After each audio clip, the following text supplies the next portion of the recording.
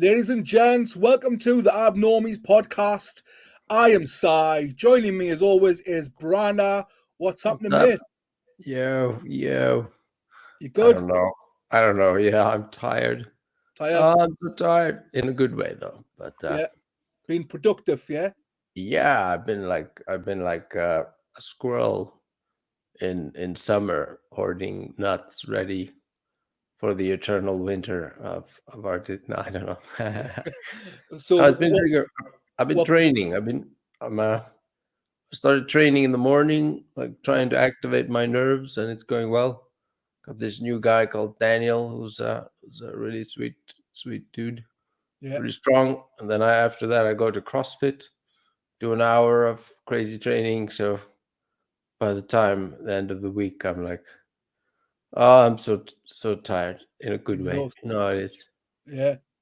Yeah. How about yourself? How are you Good doing? man. Yeah, good. We haven't recorded for a good few weeks. So people will just assume it's one after the other, but we'll take a few weeks in between and we'll have a stockpile.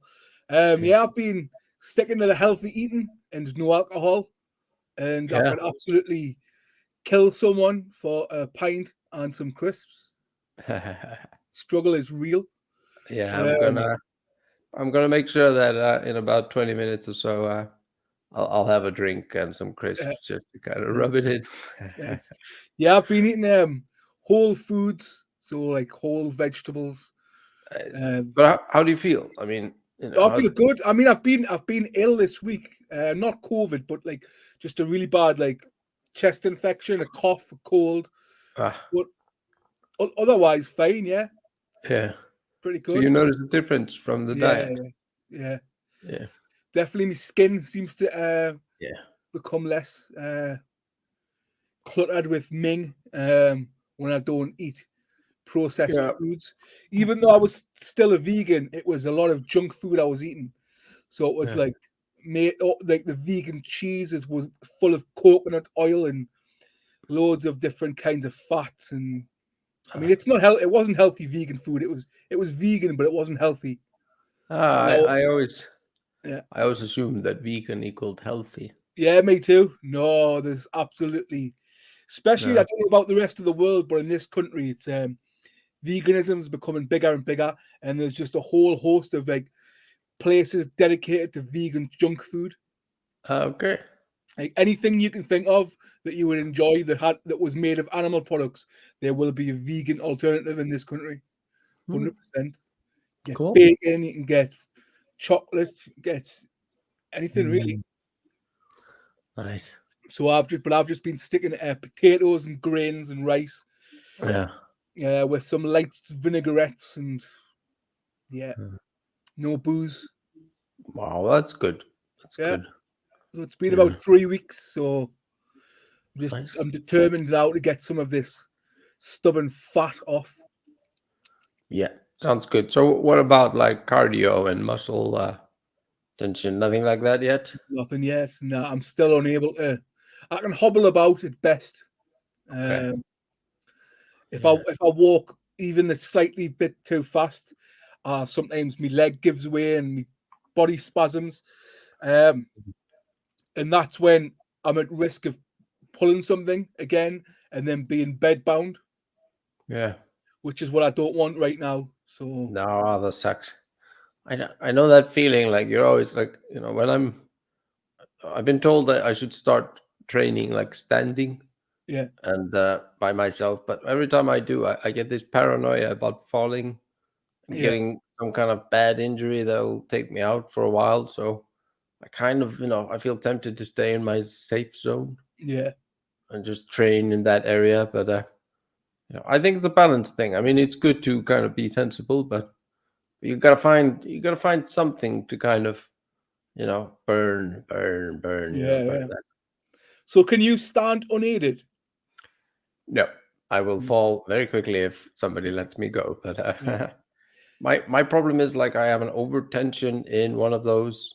Everybody's seen those Chinese pictures of like the nerve pathway thingies. yeah, I forget what they're called, energy lines or something like that. Mm. And so like one of those, I can feel it very clearly from the back of my neck going down through my body out to my little toe. Mm. And it's just that thing like over tenses all the time. Yeah. So if I stand up, then it starts to tense. So I twist my ankle, and now I'm falling, pretty Yeah. quickly. So I need to kind of work on that, and I am, and I'm training my lower back, my neck, and Raul, my girlfriend I've mentioned in past episodes, he's kind of guiding me, like he will just look at me and like, oh, your L5, your L4 is a bit weak, Yeah. so you need to do this exercise and this exercise for 3 weeks, and then we'll recalibrate. And so that's been super cool, and yeah, it's working. I mean, I'm getting stronger. I'm having more stamina, and past week has been very flattering. I've been told by 3 different people that I look very young, which Excellent. is never a bad thing to hear, I suppose. Yeah, man. Definitely. Well, yeah, but yeah. So onwards and upwards so far. Excellent. Yeah. Good So stuff. yeah, Good I'm gonna stuff, press man. you. You gotta find something like, even just bicep curls or something like. Oh, I have been. Yeah, I have. I've got weights down here. I have been doing something. I've got this Powerball where you Well, I spin it. love the Powerball. Yeah, I've got a Powerball. I can't bend because I'm sitting, but I've got weights, dumbbells. I have been doing weights. Yeah, Good. but no cardio, no like Can cardio. you can you get the Powerball running without a string? Yeah, man. Yeah. Yeah, of course. Pew. Oh, I missed that. Have you tried masturbating? No. Yeah, that's going. It's going. I had one which was made out of aluminum. Right. Aluminium. How do you pronounce it? Aluminium, definitely. Aluminium. Yeah. Not Yeah. aluminum. No, Aluminium. it's my American heritage, Yeah. I think. But yeah, that one was really nice. It would get really heavy, once you got it up to high speed and sound like a jet engine running. Yeah. Yeah. But yes, Powerball, sponsor us. We love you. Yeah. Yeah. So I've been using that again. I've been using that daily. Try and build some upper body mass. Again, in some kind of attempt. Hopefully, if I'm building muscle, it might burn the fat. That's the Yeah.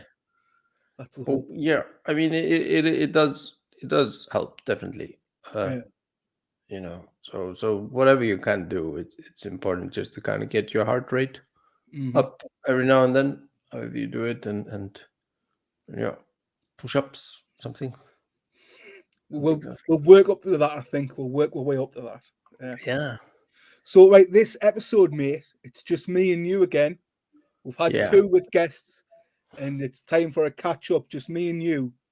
But this episode is going to be me, a dummy, asking you, a proper clever science person. Slightly lesser dummy. I'm going to be asking you science questions that hopefully you should know the answers to, and you can explain to me. Okay, bring it. And I was going to give you these in advance, but I decided not to.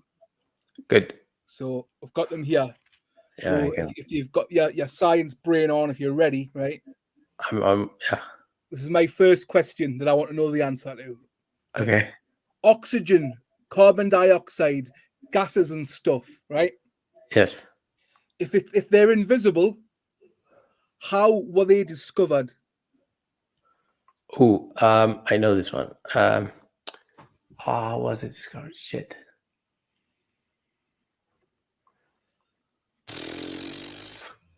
I mean, I think they were theorized for a long time, and I don't know how how they did it, but I think it was something around time of Einstein We're or not getting off something. to a great start here, are we? No, not really. It's one of those things which, like, I remember learning it, and Yeah. it's I know enough to kind of embarrass myself by like, it's like telling a joke that you've forgotten the punchline of, like, Yeah. something about gravity, but it relates to pressure. So basically, when you are measuring like atmospheric pressure, Mhm. how do you explain the changes of pressure? So when you, like, let's say you have a glass of water, and then you have a lid on it, and then you press down on the lid. Uh, the air inside and the water presses back. Yeah. So why? So the theory that generated from it was that there are, like, water. We can understand water some degree. It's like a liquid fluid. We touch it Mhm. and all of that. But gases were a bit trickier because we couldn't see it and it was harder to measure. But it kind of made sense that gas was some kind of altered state of water. It's also because you can take water and it evaporates into a gas. So there's that. That's a good hint again. But when you do press down on the lid, then you get this pressure increase, which supposedly is because you are increasing or decreasing the space. So the movement, the air molecules have less movement, and then they start banging into the lid harder, Yeah. pressing it up. Oh, I look forward to getting my grade on this at some point.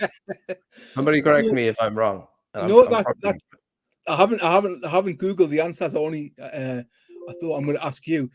No, I'm So never going to Google. I'll Google afterwards to make sure, But so if I'm an how idiot, I'm an idiot. Let's play it that way. so I get that. That makes sense. That if yeah, because you can't feel like there's something there. Um, how did they, whoever discovered it, then differentiate between the various types of gases? Ooh, I don't know. That's a good question. I suppose you discover that certain things are flammable, for example. So I think we've known how to generate certain flammable gases. I mean, there's one where you use common household items and you have a bowl, and then you end up with an invisible gas within the bowl because it's heavier than the atmosphere around it. And then if you light a match in it, you get a little Yeah, boom. So I mean, that's already an example that you can have one type of gas existing independent of another one. And then, of course, I don't know how far back they realized, like, carbon dioxide dizziness. Oh, you open a window in the cow mm, farm or something. So yeah, yeah, that's a good question. Shit, I don't know. I don't know how they figured out the different gases. yeah. I mean,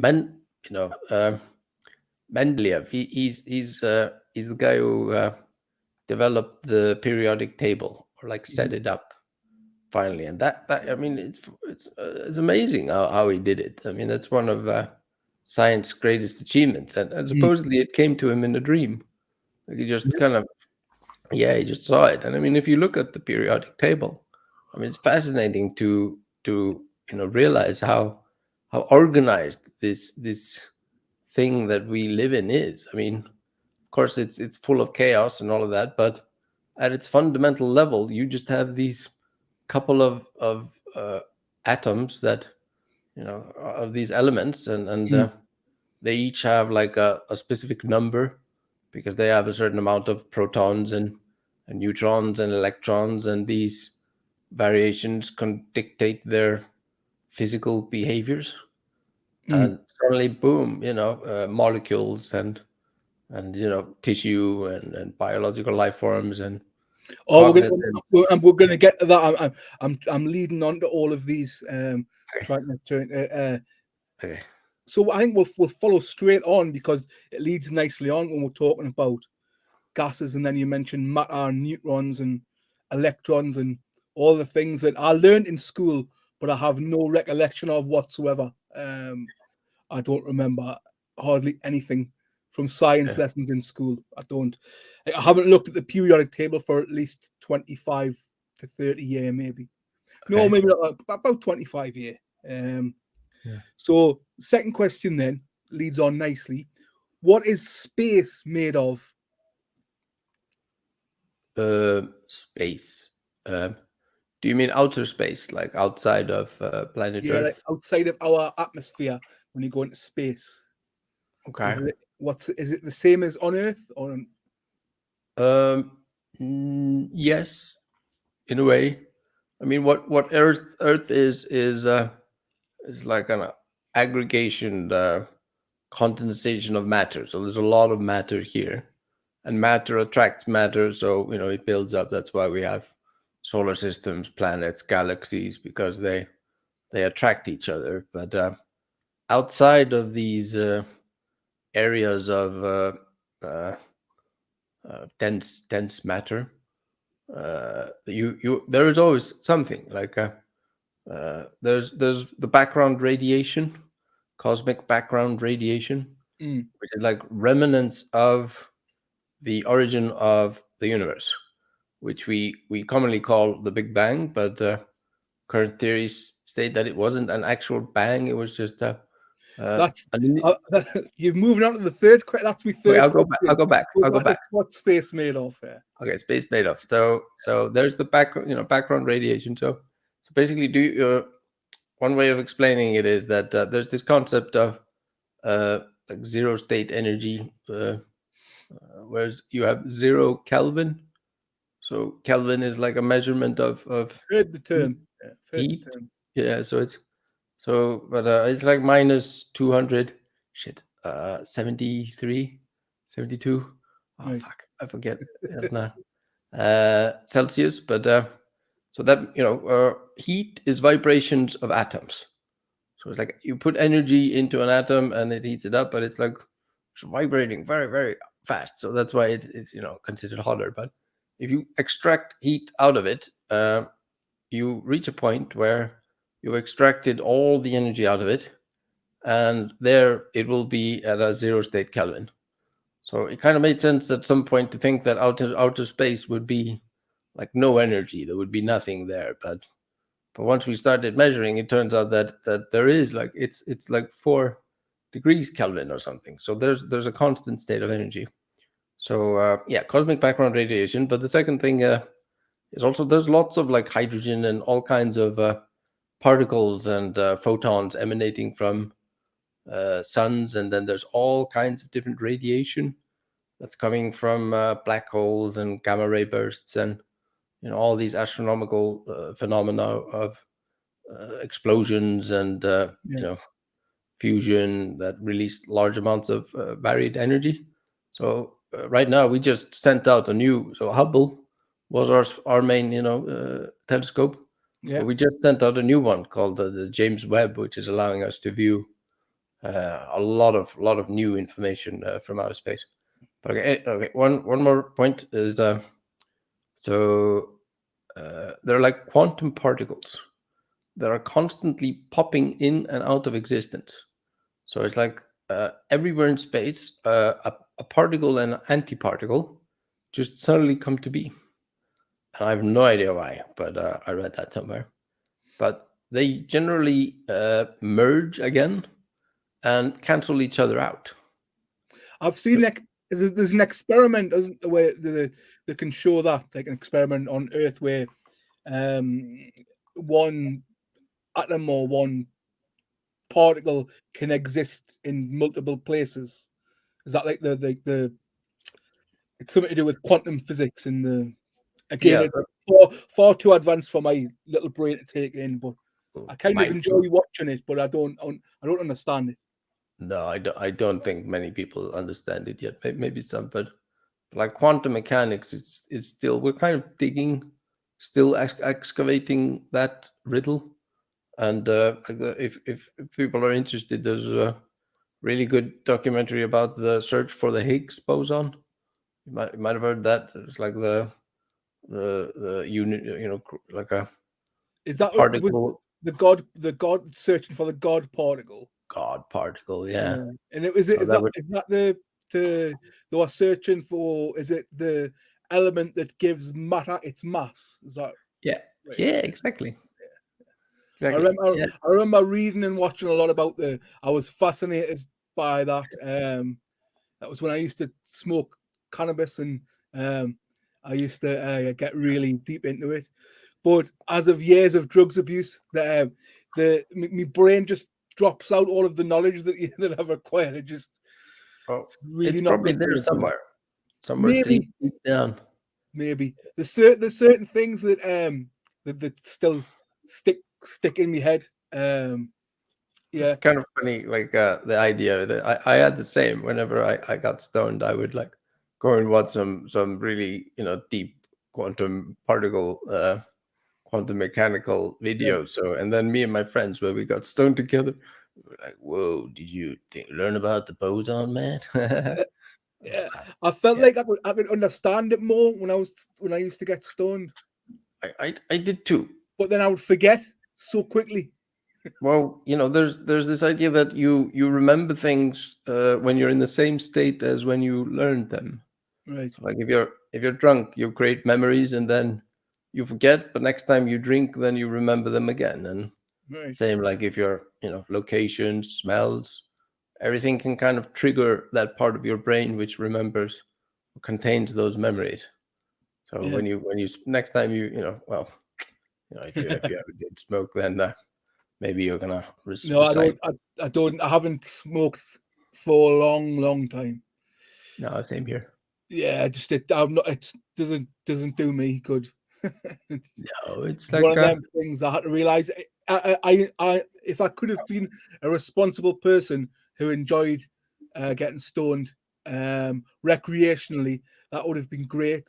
yeah, But as with all things, I have an addictive personality, and I was getting stoned all day, every day for yeah. about a decade. So Tends to lead to that.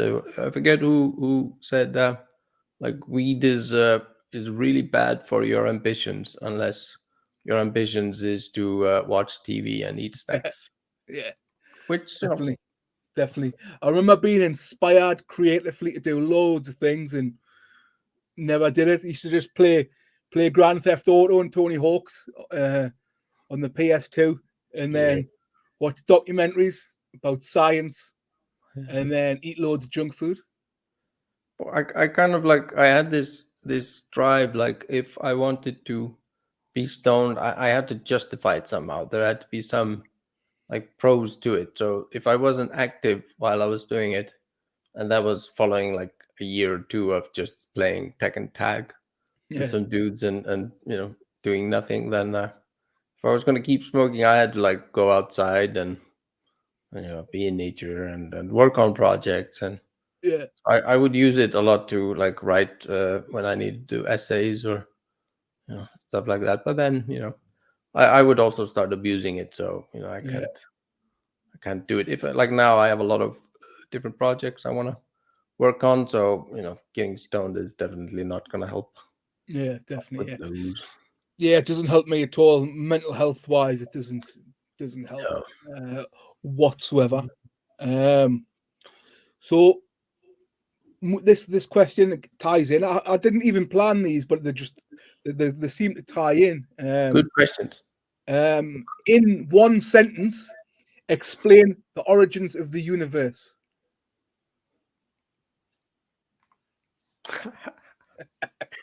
42. Right? It's Is my that cop out. Hitchhiker's Guide to the Galaxy? Is it? Yeah, yeah, yeah. It's I've never seen it, but I've heard that reference many times. I've never seen or read the book.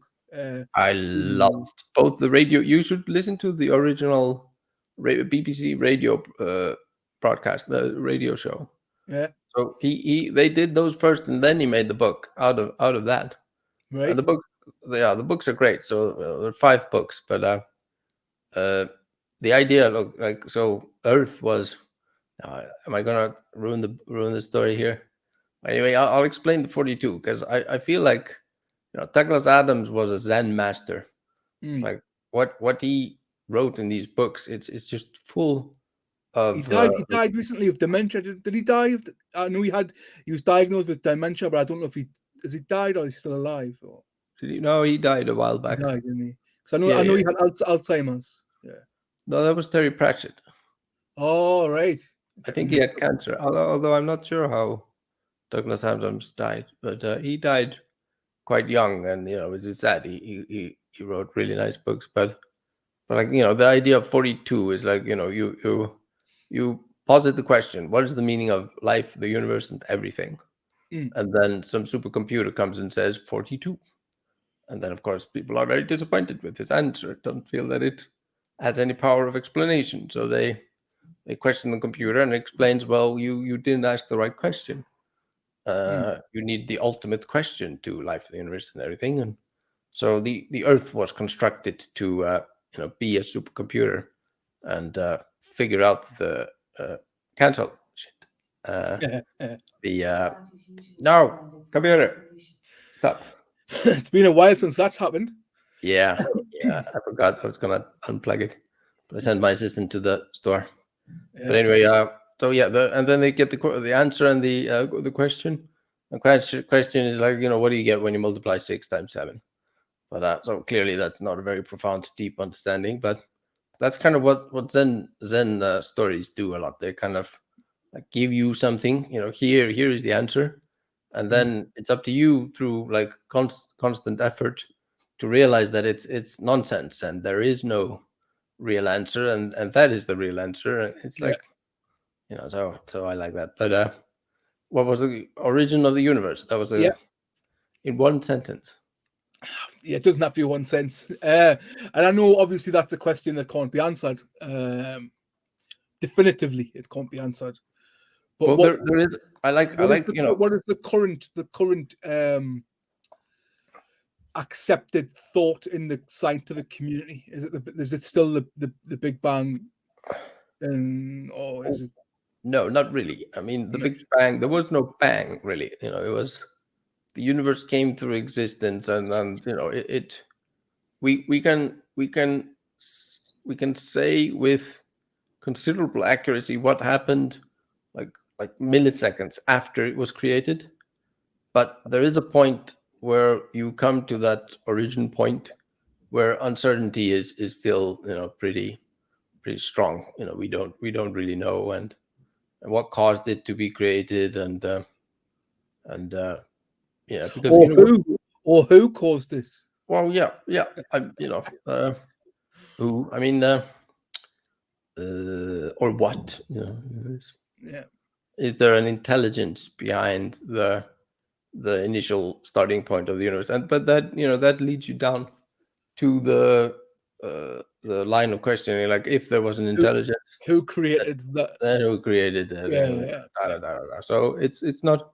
So a lot of it's interesting because you look at religion and they all have, or most of them have some kind of creation stories, and then you realize in a way how the concept of the Big Bang was a creation story in that it was our best guess at the time. It was just we didn't know, we tried to answer, bang, boom, some kind of explosion, and out of it came everything.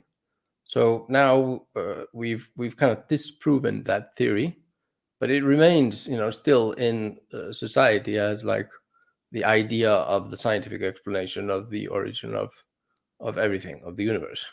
But the tricky point is that once you start getting into the realm of explaining quantum mechanical kind of science, then it gets really complicated. So even if we did know, being able to explain it in a simple way is already quite challenging. 11 dimensions and superstring theory and blah blah blah, and there's like you have to explain a lot of different variables to kind of grasp it. I don't grasp it. It's but I do like, there is one theory that our universe is actually existing in another like parent universe, and we appear to them as a black hole, and that black holes within our universe can potentially be like child universes out of ours. So universes exist like in layers up and down through reality. So black holes up, black holes down. And every time a universe is created or comes to be, however that happens, its physical laws vary, meaning that like the strength of the gravitational constant and these different things which matter a lot, they vary, so that in one universe gravity isn't strong enough so that matter starts attracting each other and it all just disperses into nothing. and then another one, gravity is too strong, so it all just collapses into black holes all over the place. And so in a way, you can kind of talk about universes evolving until you find that balanced universe, which is favorable to like a universe like ours, where you can have a calm enough area like our solar system, which can maintain a planet like Earth long enough for it to develop basic life, which develops into basic life. So you have a lot of very improbable events happening on top of improbable events. And yeah, but now I'm leading off to like life. And so the origin of the universe is very easy to answer. In it's I don't know. Yeah. So do you think that is there some like does it like, do you think it transcends time, like it could be like, it's not, we think of time as linear? Do you think there could be some correlation between that and the universe, and somehow it's always been there, kind of? There's always, I mean, I don't know how that works, but Yep. It's good, very good. You're very good at asking questions. I love these questions. But yeah, there's this idea that so time is a fourth dimension, and it's a bit different. But our experience of the linearity of time, or like the arrow of time, is kind of due to entropy in one way, meaning that you have these like chemical reactions and laws of physics that can only occur in one direction. So in a way, it's like we're playing a record. The record is always there. It's always there, but depending upon where you put the needle, that's the sound that comes. So like we exist as three-dimensional beings within this four-dimensional space. So in theory, like if you and I, let's say something happened, we became ultimately enlightened in this podcast of ours and ascended into four-dimensional space, then basically we could look at ourselves back and forwards in time. So you would basically see all of yourself in time. But would there be any utility to it? Could you edit? Come and edit to time? That's I don't know. That's a bit out there. But yeah. So once you kind of go deep enough into like the quantum realm and like probably to the beginning of our universe, the concept of time stops making sense, because you need matter, you need chemical changes, you need like pulsations of atoms and quantum particles to kind of generate what we think of as time.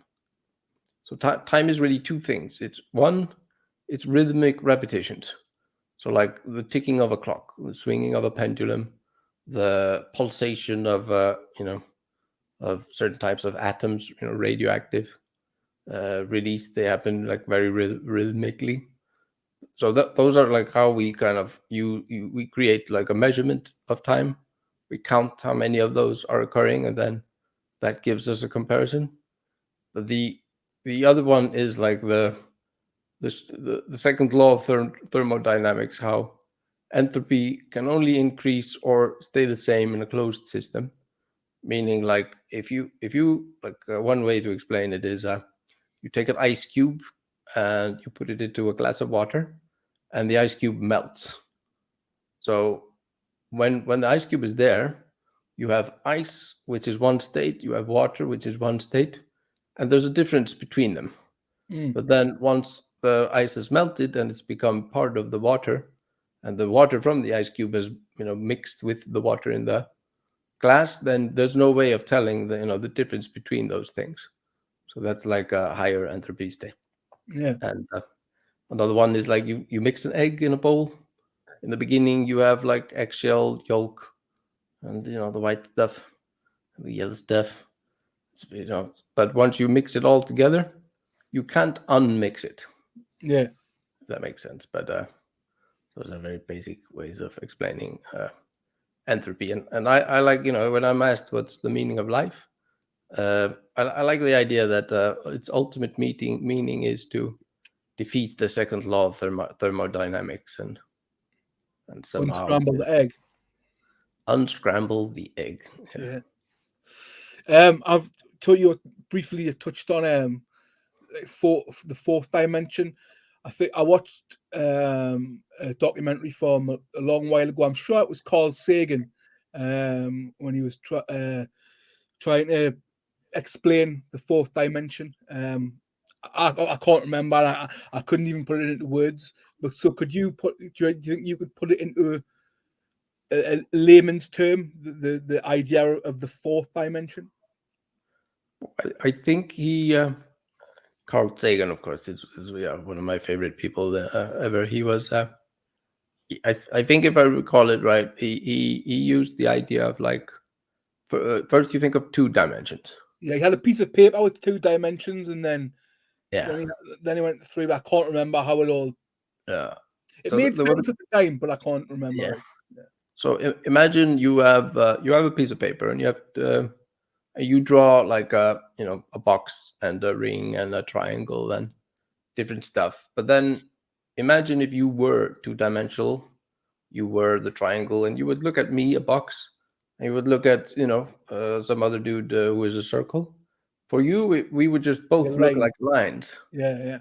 You wouldn't see the shape because you need to see us from the third dimension to kind of see the shape. So we move around, and then if I, a three-dimensional being, were to pick up the circle, then for you would experience that it disappears from your two-dimensional reality, and then when I place him down, you see him again. So yeah, and then I think he went on to kind of extrapolate that into like for us being third-dimensional beings, four-dimensional being would in a way exist outside of our perceived kind of space time. So he would, like, for him, he could see our reality as like a timeline, but it wouldn't be like this current moment is happening now. It would all be at the same moment for him in a way. In moment, I don't know if concept of a moment would make sense to him. So like you said before, like, did the universe always exist? I mean, yes, in a way. In theory, as a four-dimensional being, you do exist outside of time. So there is no beginning and end. In the way that we think about it. Yeah, I suppose you start knocking on the door of theology when you go far enough into that, because then you yeah, I'm tempted to start stringing in, because we always think about experiences as we experience them, and then that taps on the conversation about consciousness and yeah. Well, that's what I'm going to get. That weird that I'm getting all this these questions. So where did life come from? So there is one idea, like panspermia, where life originated somewhere out in space and then got spread out around the cosmos by comets, distributing these basic like proto life forms. But, where did that come from, though? Yeah, I don't know. So what happens basically is you have these soups of chemicals. Primordial soup. Yeah, well, yeah, primordial chemical soup. But okay, so I'm gonna try to go. So you have iron and carbon and oxygen and nitrogen. The basic building blocks of life. They exist. Wherever you've had a sun explode. So basically, I don't know if you know about how how the Mendelian atom came to be. Because in the beginning, there was only hydrogen, a little bit of helium, and very little lithium. And that was it. So if Mendel had been around there, his job would have been very easy, because those were the only elements that existed. Right. But then gravity is there and starts pulling these atoms that are floating around in space together. And eventually, because each atom pulls at each other, and the more atoms you have, the more total pull you have, until eventually the pull is so heavy that the atoms start merging together, because they repulse each other, but once the love is big enough, then they just kind of merge and energy gets released, and they become like a heavier atom.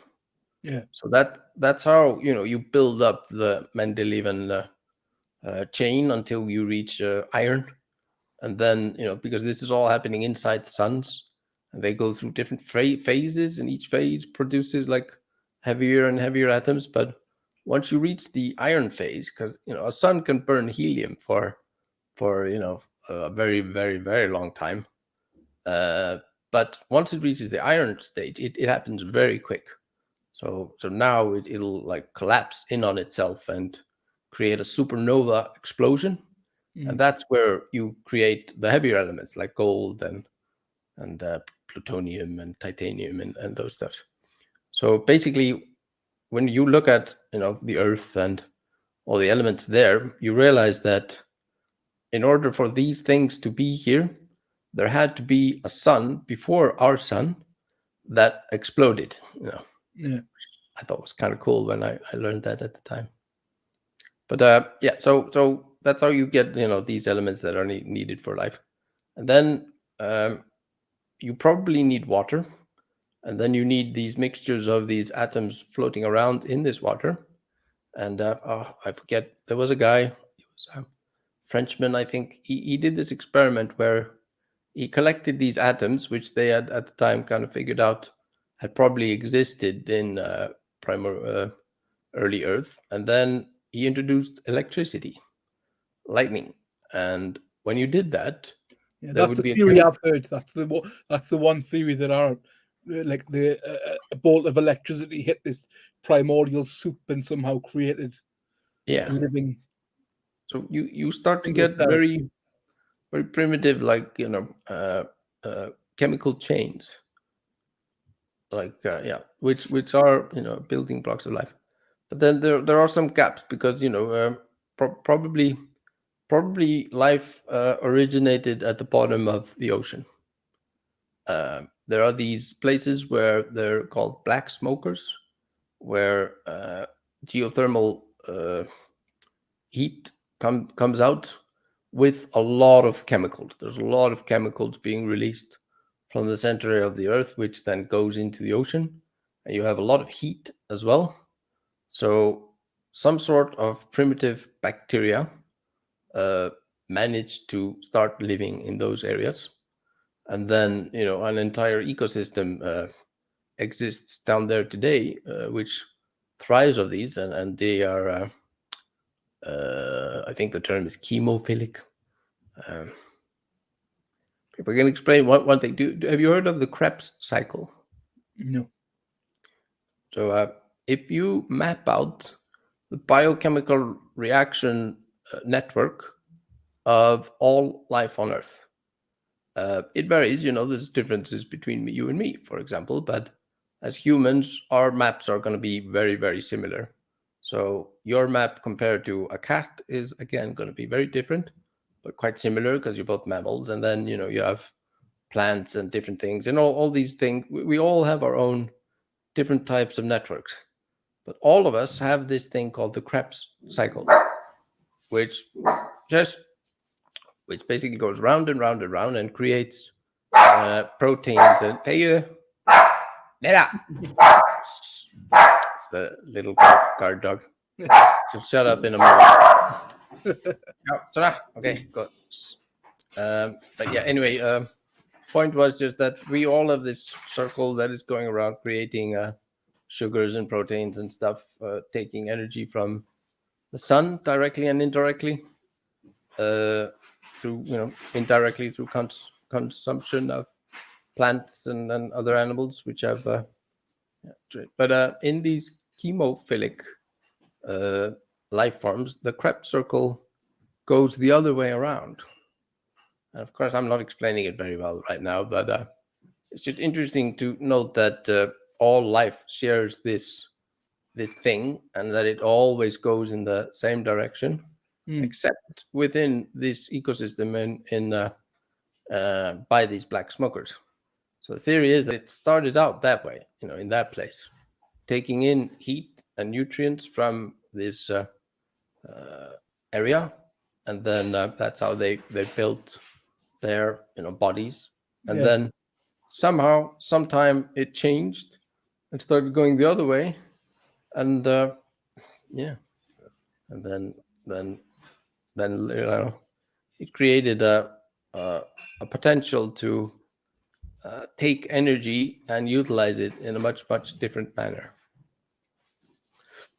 So I love that question. It's a good, really good question. And so then, obviously, evolution took place. Yeah, and then you have evolution, and you have the way evolution works is that well, it works in many ways, but you have like periods where very little happens, and then something happens. Like there's an innovation. Like one really big one was we have these protobacteria and archaea, which is like you have plants and animals, different. Well, they both come from the same type of bacteria. Eukaryotes and eukaryotes. Oh shit! My biology teacher is probably like yelling at the screen now. Ah! But what happens is that like our ancestor once ate one of these archaea, and instead of digesting it, it created like a symbiosis. They merged to become like one being, and from that, as far as we know, through all of life's many instances of bacteria eating this kind of thing, only once did it happen in that way. So all of like complicated life is from this one innovation.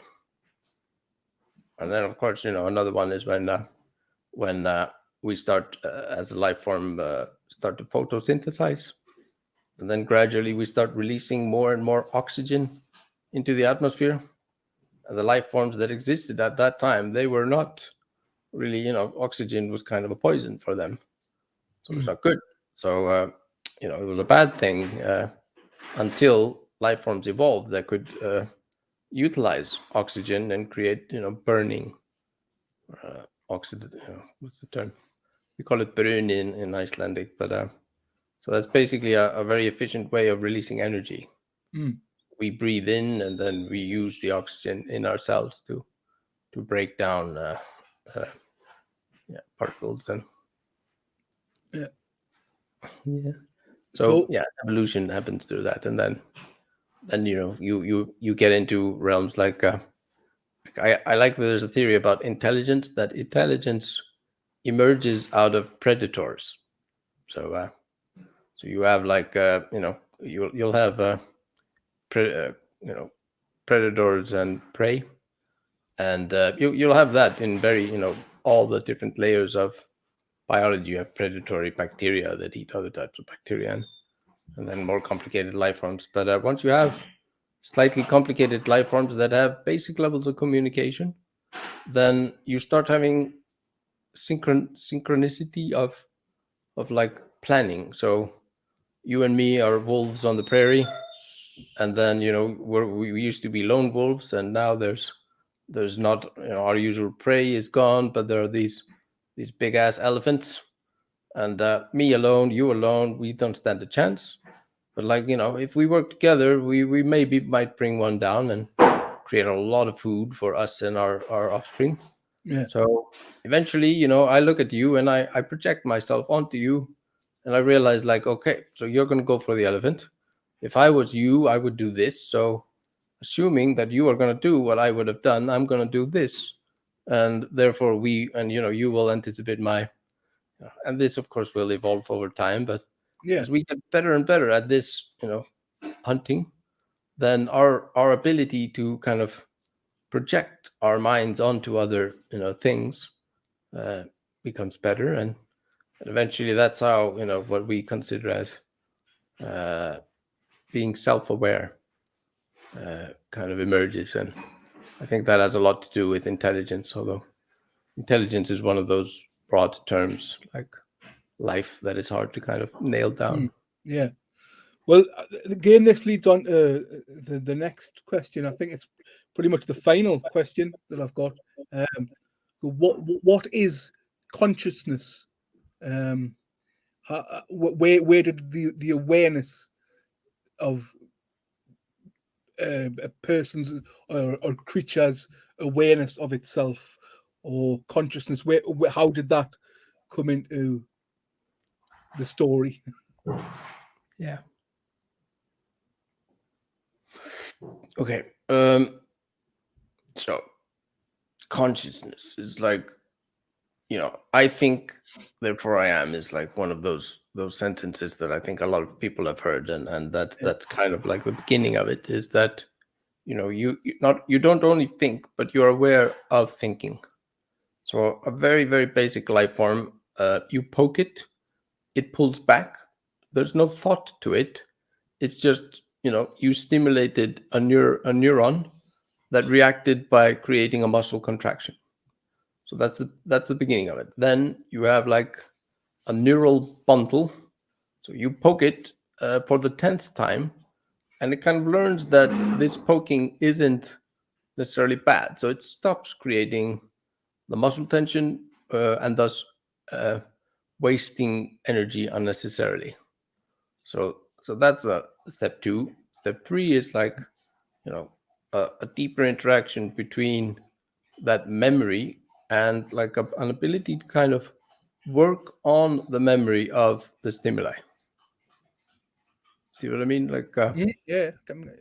so that's like where you can start pointing and saying, it's not consciousness yet, but it is like some kind of basic thinking. Like, all right, so I've been poked in a way that I've never been poked before.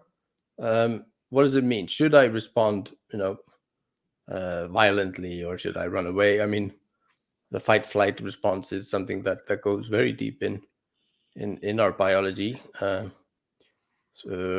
yeah, okay. So fast forward a bit, and suddenly you have a brain, and we've been hunting, so we have this kind of ability to project my mind onto you, and then there's a huge moment that occurs in the evolution of a life form when like I do something and I see a reaction from you, and now I know that reaction reflects what I did.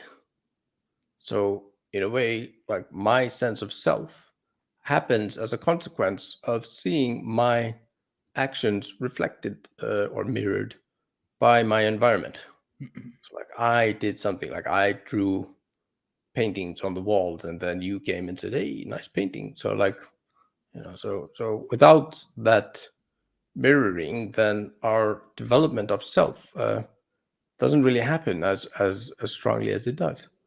So like what distinguishes humans from like other homo saps, not homo saps, like hominids, like the Neanderthals and those, was our extreme ability for social organization.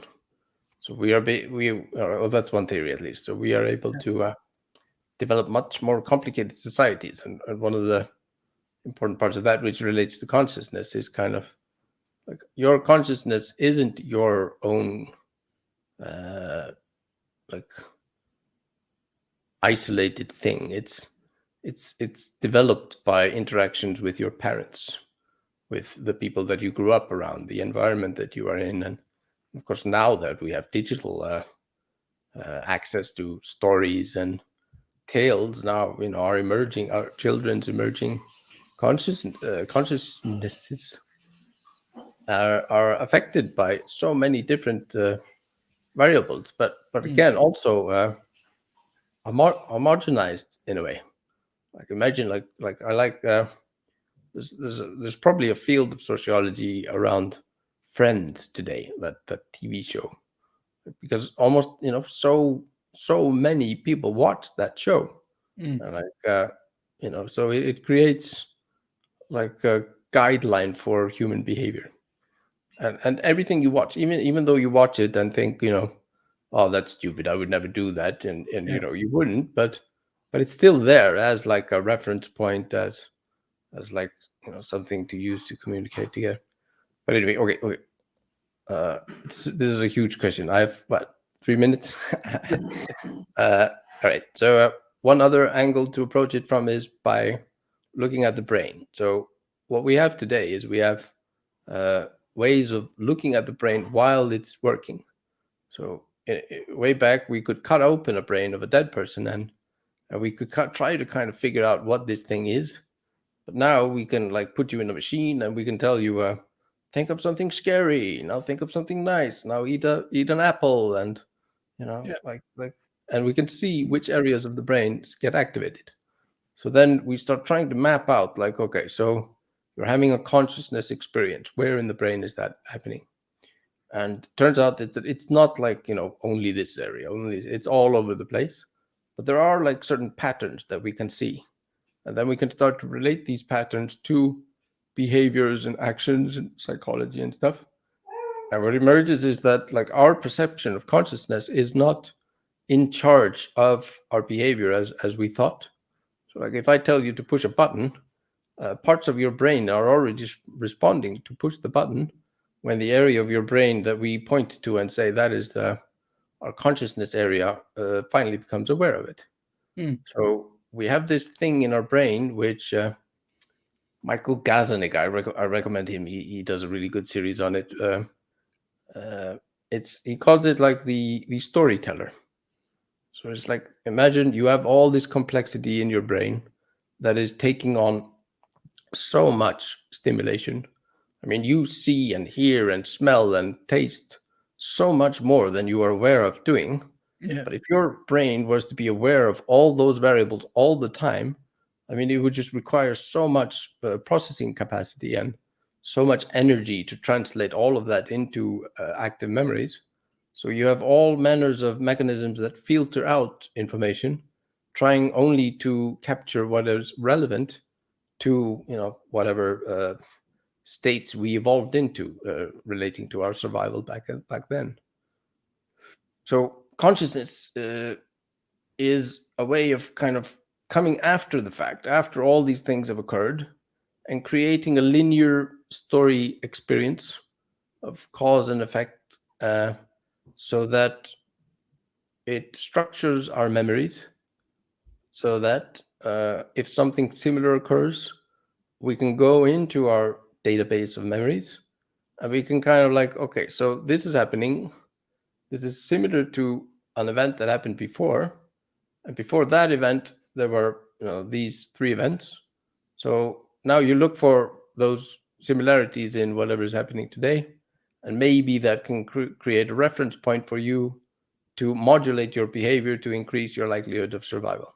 So that's like a very, very basic, from an evolutionary behavioral point of view.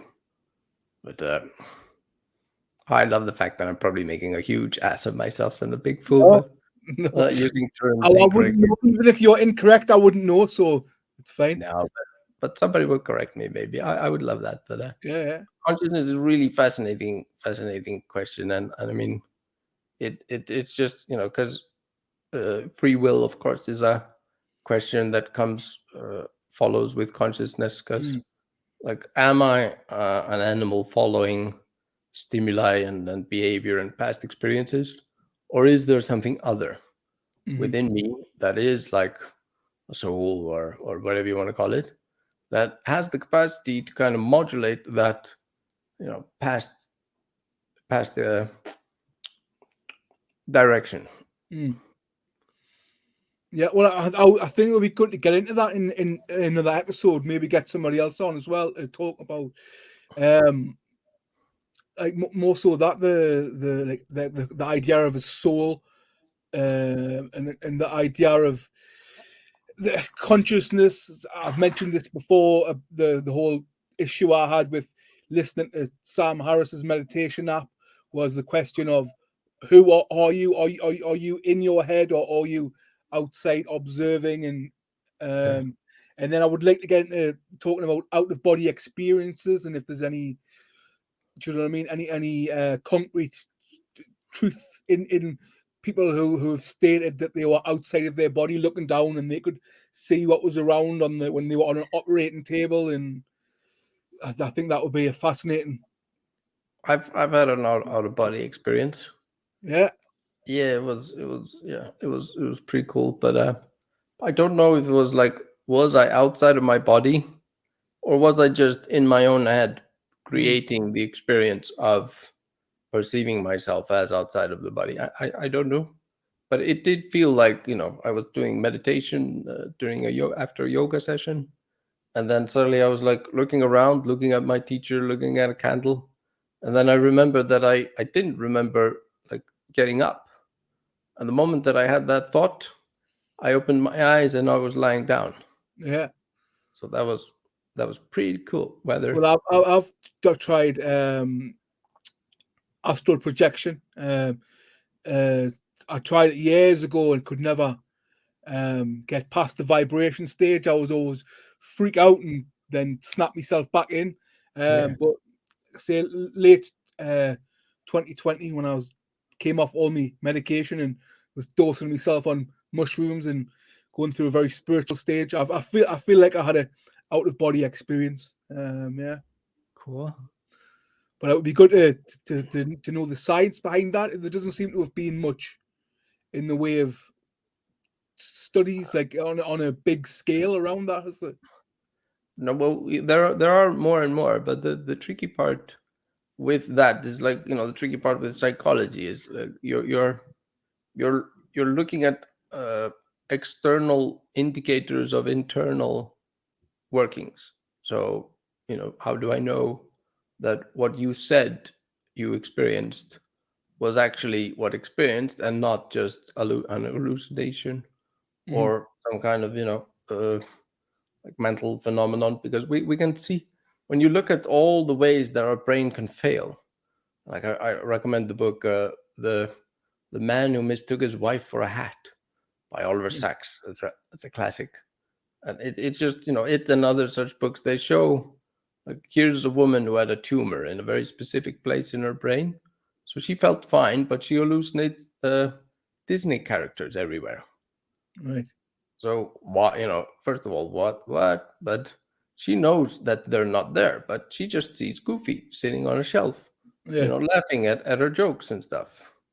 So, and then you have all manner of ways that our brain can fail, which produce experiential changes to our normal kind of type of experience. And Mm, I mean, the tricky thing is, like, I have no way of knowing that my experience of the universe, or, like, my environment and my body, is anything like yours.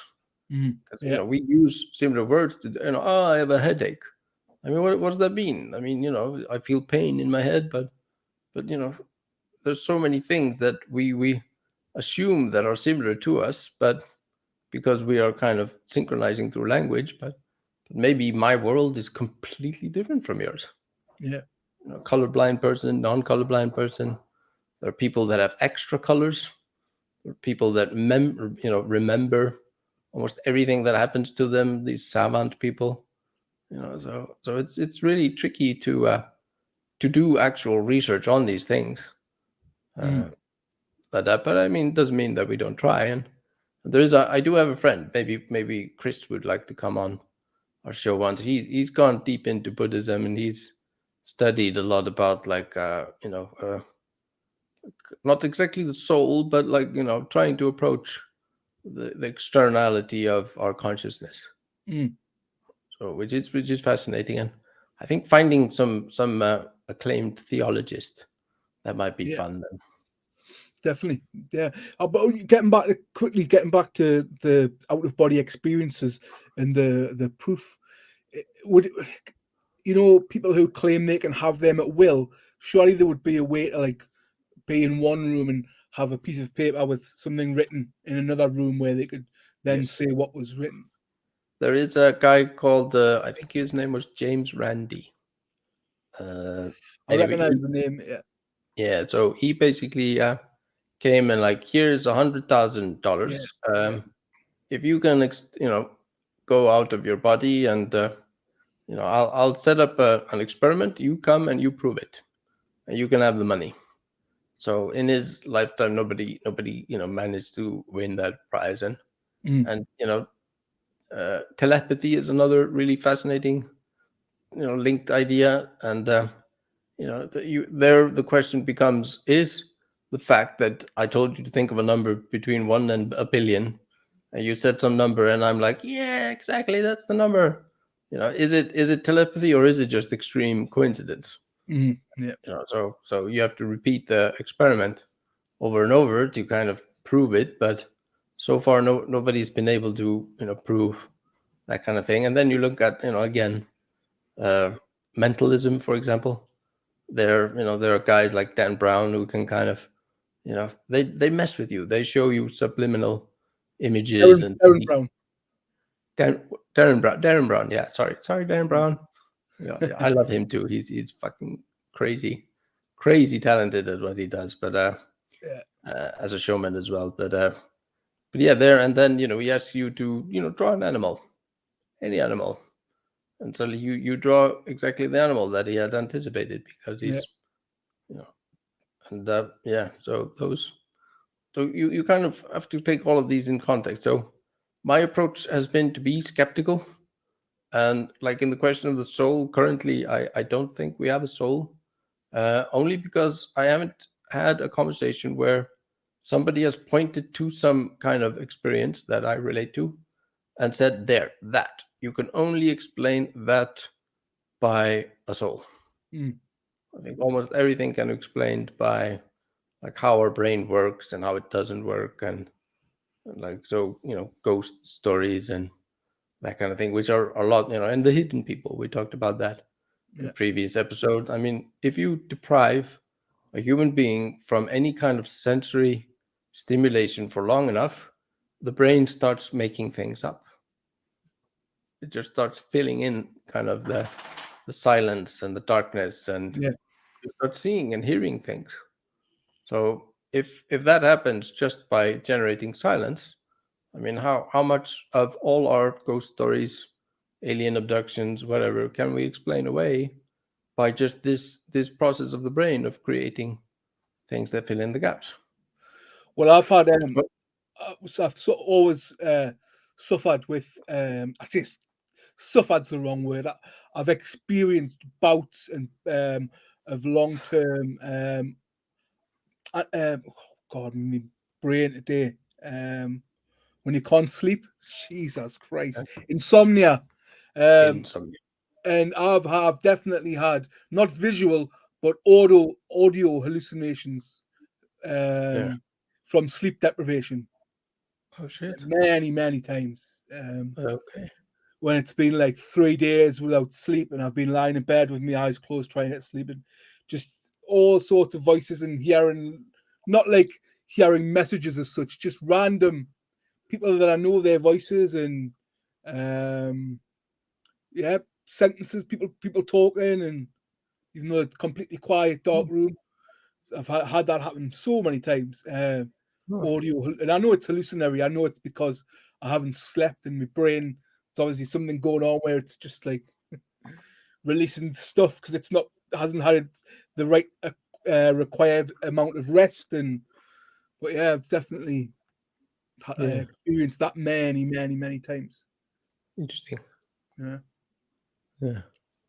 But I Yeah. think all that could be. There's lots of stuff there for future episodes. Because Actually, I want to know your take on what you think happens after we die. But I'm not going to ask that now because I think we'll save that for another episode. I think it would be nice to have an episode all about death. I think we are dead after we die. Is But that yeah, yeah? I do have some ideas. Let's talk about that sometime. So, Definitely well, a you've, big you've, you've mentioned it now. We may as well briefly go into it. Do you think that's it? 100%. You die, you're dead, you're gone, you're earth, you're worm food. Yeah. Yeah, I mean, you have a body, and so much of what is happening to be you is that body. So when you lose that, I mean, okay, let's say hypothetically that you die or we die, and now we meet on the other plane. And like, are we gonna meet and like, yo, dude, let's do a podcast and Yeah. let's go and date some dead chicks, and like, do we still have a sex drive? Do we still want to consume things? Are we Am still I still married? insecure? Yeah, you're married, but hopefully she's gonna outlive you a long time and wants you to have fun. So, I don't know, let's not go there. I've said that to her before. If there was such a thing, would we have to be together again, or could I have like a fresh start, like in But yeah, Deadland? yeah. I mean, would so whatever it is that motivates you to seek out your wife's company and presence, would that survive, the passing on Yeah. to the other realm? So again, it becomes the question, like, so now that you're dead and you don't have a body, you don't have neurochemicals that are modulating your behavior, you don't need to eat, you don't need to sleep, what remains? And so that again, a theologist would be interesting to, if he could just give us like 1, 2, 3, this is what's left over once you strip out everything relating to the body. Yeah. But that being said, even though you are gone, you still exist within the minds of other people, for example, and Mm. everything that you do in this life. I mean, it's still here. You broke a rock. That rock is still broken. So even if that presence isn't meaningful, maybe to most life, it is to the universe, to the cosmos in a way, like an evidence that you passed through this universe. So I do kind of think that we exist even beyond our death, Yeah. only not necessarily in the way that we experience it. But I don't know. Again, this is a Chris and I have talked about this a bit. I haven't given it enough time. There apparently is a lot of research now on past life experiences, Mm. like kids who come and speak languages that they shouldn't be able to speak, and have memories of objects. And I mean, in Tibetan Buddhism, this is a big core of it all. The Dalai Lama dies, and then he is reborn somewhere else, and they have to go and find him and Yeah. bring him in, and give him his toys. And so that's one of those I don't know questions. I Yeah. have kind of died. Not really. I mean, I had that experience of looking at the world through a deep, deep tunnel, and I felt really tired and content. And then there were people there, and they said something which kind of, they were gonna call an ambulance, and I was like, oh no, don't bother, I'm fine. But Yeah. then when they said that, I kind of like pulled myself back. So I've heard these descriptions that you near death experience, you see the tunnel. So I saw the tunnel, Yeah. but does it mean that I died literally, or again was it just some kind of effect generated by my See, brain? that's what in the near death experiences that I'm fascinated by it, because just of how is it a coincidence that everybody seems to have had a lot of the same experiences? Do you know what I mean? Oh, like Yeah, just I mean, so, it can be just a product of the functionality of our biology. So just at the core, we all share like similarities in how mm, our bodies work. So maybe that's an explanation of it. Then yeah, again, maybe not. Maybe it is like we are ascending to some kind of other realm. And I mean, there's one question that kind of takes all of this conversation and recontextualizes it. It's like, is this reality what we think it is, or is it all just a digital hologram with existing mm, within some kind of supercomputer being run by higher dimensional beings? yeah, And if that is the case, then maybe I am just like an avatar that is being possessed by a higher dimensional being who is really enjoying like playing. I'm playing Earth. Yeah, I'm this dude Brandur, and yeah, I fucked up one day, and he ended up in a wheelchair, and but it's going well. I'm kind of Yeah. having fun being him, and then some God, other Brandur. my owner would have pressed reset on my avatar a long time ago. It would have been, I would have rage quit years ago. I think there are a lot of people that would be more boring to be than you, so I'm not sure. But yeah, because when you talk about that supercomputer and the there's the people who smoke DMT who have very similar experiences of like I've done that. the elves, the thingy elves where they go. Have you done DMT? I met the elves. Did you really? Yeah, I did. It was like, yeah, I've been fascinated about psychedelics because of the potential of understanding my own consciousness better by disrupting it through psychedelics. I think that's the general consensus about, you do LSD, you experience the disillusion of the self, and therefore you realize that you do not exist as an individual, but you are a unity of all kinds of happenings that are occurring, and you're just focused on this particular body. Yeah, But with DMT, it was um, so with DMT is like it was calling me. I needed to try it for some reason, yeah, and one day a friend of mine came and offered me the experience, and I took it, and yeah, it was like I was going through layers. Like I smoked it, and then Did you I break? had Did you like, break through? Did you fully break through? well, I think so. I mean, so it was interesting. What happened was I went through these layers, and I felt like I was one layer away from the beings. So they were there, and they were some kind of projections, and they were really nice. I was very pleased. I had a very nice like non-verbal conversation with them, Yeah, where I basically asked them to judge me, and they said, "Oh, you're good. It's okay. Just keep going, and it'll all be good." And then they said to me like, "One day you will come to us. Like you will break through this last barrier, and then you will become a shaman." Which I have no idea what it means. So I just came back with this kind yeah, of word, and so I've tried DMT once or twice since, and at that time it was like I was curious, but it wasn't calling me. And in those times I didn't really have any kind of profound experience. But it was also like a friend of mine was there, and after, because it's like a dream, you come back and it starts disappearing. A friend of mm, mine was there, and he kind of asked me, okay, what do you see?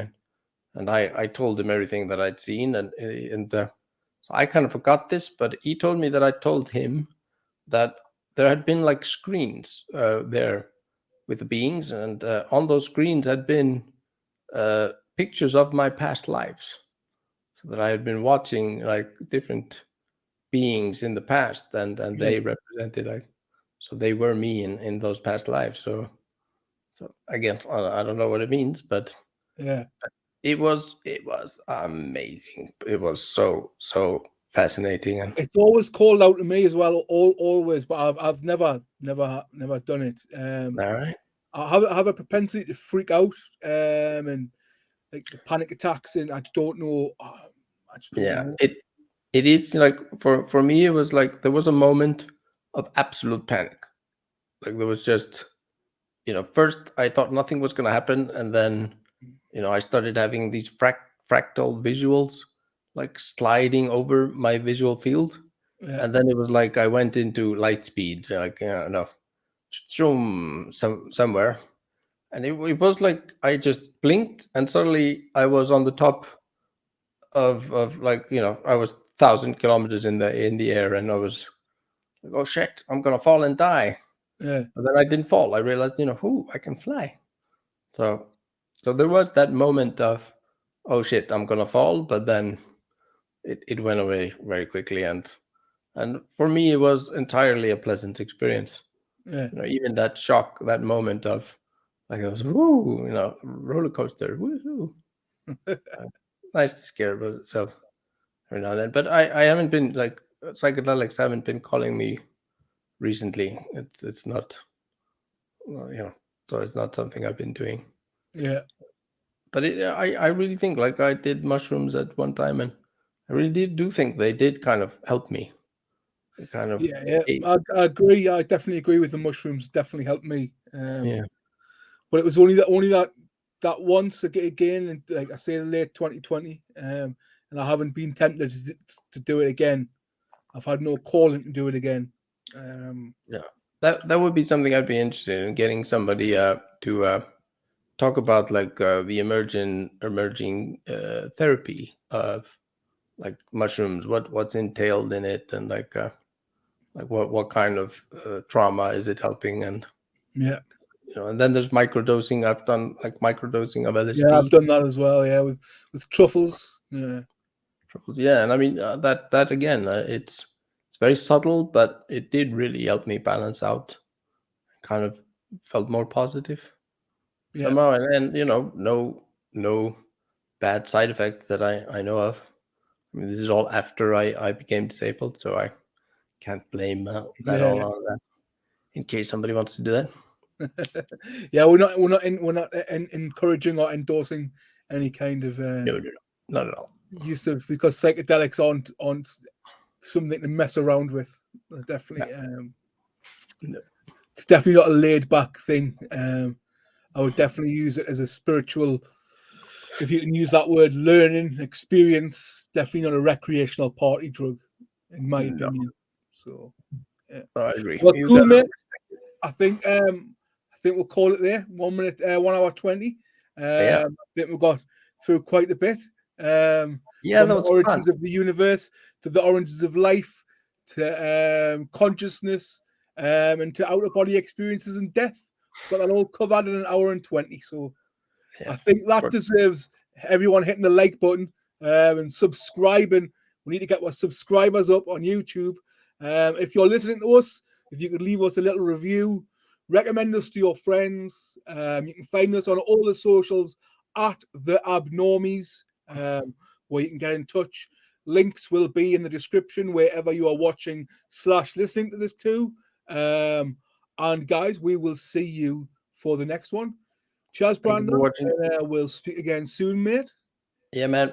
Cool. Be well. Take care.